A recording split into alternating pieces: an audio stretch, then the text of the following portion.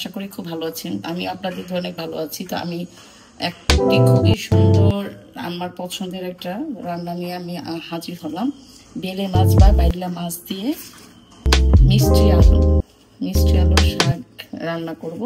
তো আপনারা রান্নাটি অবশ্যই সম্পূর্ণটি দেখবেন এবং রান্না করে খাবেন।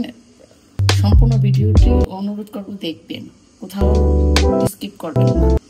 তো আশা করি সম্পূর্ণ রান্নাটি দেখুন। এগুলোতে কোনো সার নেই, একদম নরম। সার দিলে কিন্তু এগুলো শক্ত হয়ে যাচ্ছে। তো আমি এরকম করে এই নরম টুকরো একদম নরম যেটুকু আছে ওটুকু আমি নেব, শক্ত করে নেব না। তো এইভাবে করে আমি সবগুলো কেটে নেব।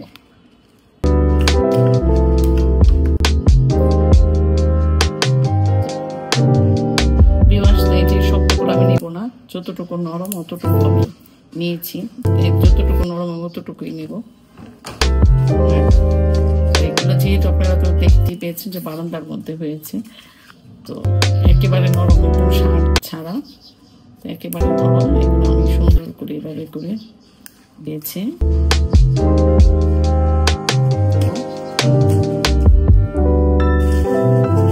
তো আমি এইভাবে করে সবগুলো কেটে নিয়েছি এবং ভালো করে পরিষ্কার করে ধুয়ে নিই।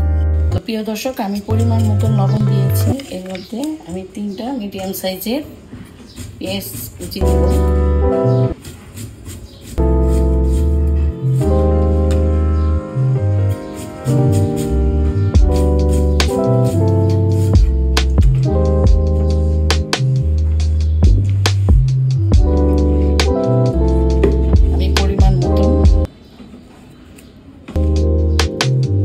মরিচের গুঁড়া, আদা রসুন জিরা বাটা,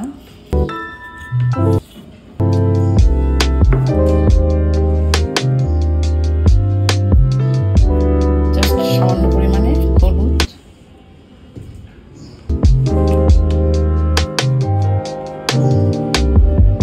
ধনিয়ার গুঁড়া,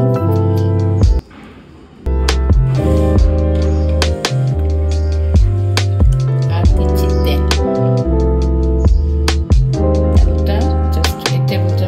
চামচ দিয়ে সামান্য একটু দিয়েছি।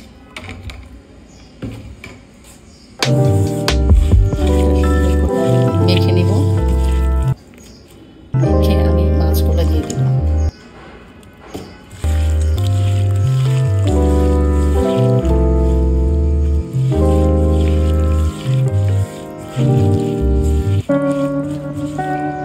আমি শাকগুলো দিয়ে দিব।